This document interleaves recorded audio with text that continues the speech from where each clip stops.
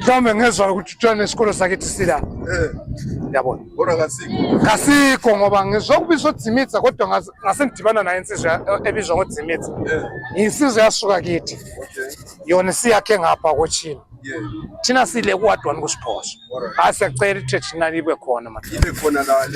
ikhona namanje vele namanje ikhona ngicabanga ukuthi kube abantwana abala so ngokwakho uthi lumcimbi njengoba namhlanje ula uthi mhlawumbe masi wenza olandelayo mhlawumbe awufike phakathi emaphandleni le awufike emaphandleni siyalidinga siyalidinga kasilibone siyashota namhlanje amasiko alahleka alahlwa yini kodwa liwabambileyo wazi singenisene emgwaqweni masilahleka nako phela umcimbi uyawubona na hayi uyangijabulisa kakhulu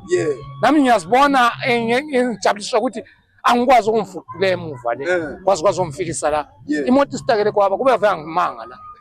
isitakele kwaba isitakiswa abantwana abami emgwaqweni ngaze ngathi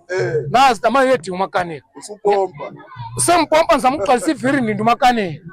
yabona kodwa ke ngiyafisa ukuthi lungapheleli la esente alungene lemaphandleni bafowethu alungene lemaphandleni siyalidinga ngizwile abizwa amatshitshi la ngizwile abizwa amatshitshi sina amatshitshi kodwa ukuba nawo wethu kasiwazi ngengindlela ukuthi akaza produce siyadinga ukuthi aproduce ngale ndlela engizwe ibizwa la siyabonga nkosi abantwana ngabethu sibazele mfowethu siyangibani ibizo isibongo nguSizile igama ngumkhululi Sizile ngibuya kwela koSiphoso le kompangazini yebo